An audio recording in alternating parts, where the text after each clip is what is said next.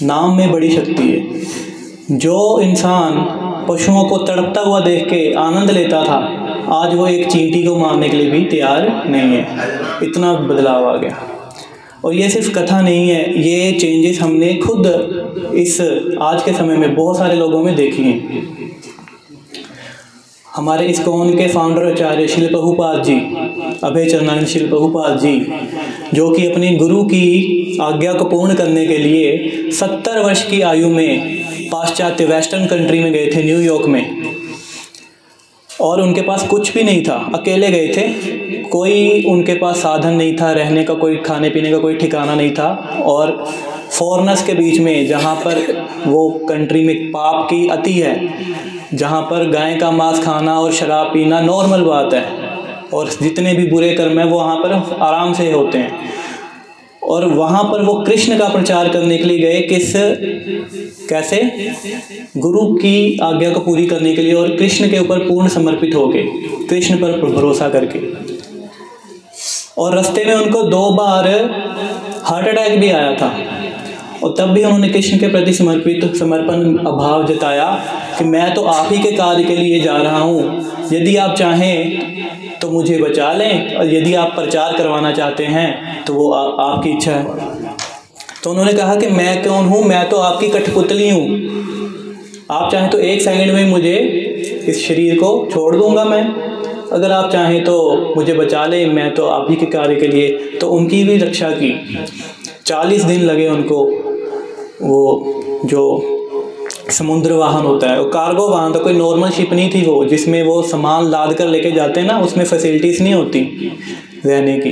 तो इतनी कठिनाई से श्रील प्रभुपाद जी जब वहाँ पर पहुँचे, तो धीरे धीरे भगवान की कृपा से उन्होंने ऐसा प्रचार किया, ऐसा चमत्कार किया कि अगले 11 वर्षों में उन्होंने पूरे विश्व में जो है 300 से भी अधिक बड़े हरे कृष्णा, भगवान श्री कृष्ण के मंदिरों की स्थापना की, और इस्कॉन की स्थापना की।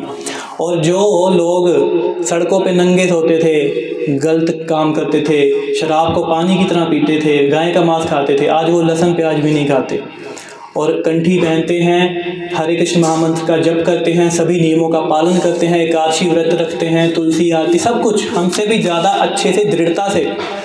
हालांकि तो हम इसको बड़ी लाइटली लेते हैं, लेकिन उन्होंने बिल्कुल डीप में जाकर इस सनातन धर्म की फिलॉसफी को समझा है, लॉजिकली समझा है कि ये हर एक चीज़ के बारे में, आत्मा के बारे में, भगवान कौन है, भगवान क्यों है, हम इस संसार में क्यों आए हैं, अच्छे लोगों के साथ बुरा क्यों होता है। वो क्योंकि फॉरेनर्स ऐसे ही किसी चीज़ को जल्दी एक्सेप्ट नहीं करते, वो हर एक प्रश्न का उत्तर पहले जानते हैं लॉजिकली, उसके पीछे का क्या कारण है, फिर उसको एक्सेप्ट करते हैं। और जब वो एक बार एक्सेप्ट करते हैं तो फिर पूरी तरह से उसमें घुस जाते हैं।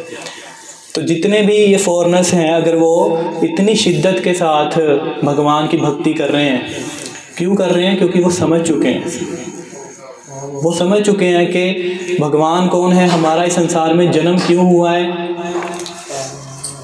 सारी फिलॉसफी को अच्छी तरह से वो क्या है समझ चुके हैं, इसलिए वो सीरियस हैं। और हम लोग सौभाग्यशाली हैं, बहुत सौभाग्यशाली हैं कि हमारा भारत भूमि में जन्म हुआ है, ठीक है, हमें सनातन धर्म मिला है, कृष्ण भक्ति, राम भक्ति हमें जन्म से मिली है, हमें इतने अच्छे परिवार में हमारा जन्म हुआ है। लेकिन इतने सौभाग्यशाली होने पर भी क्या है, हम दुर्भाग्यशाली तब हो जाते हैं जब हम भगवान के नाम का जप नहीं करते। सब कुछ पता होने के बावजूद भी क्या है, हम भगवान भूल जाते हैं। उस समय हरे कृष्णा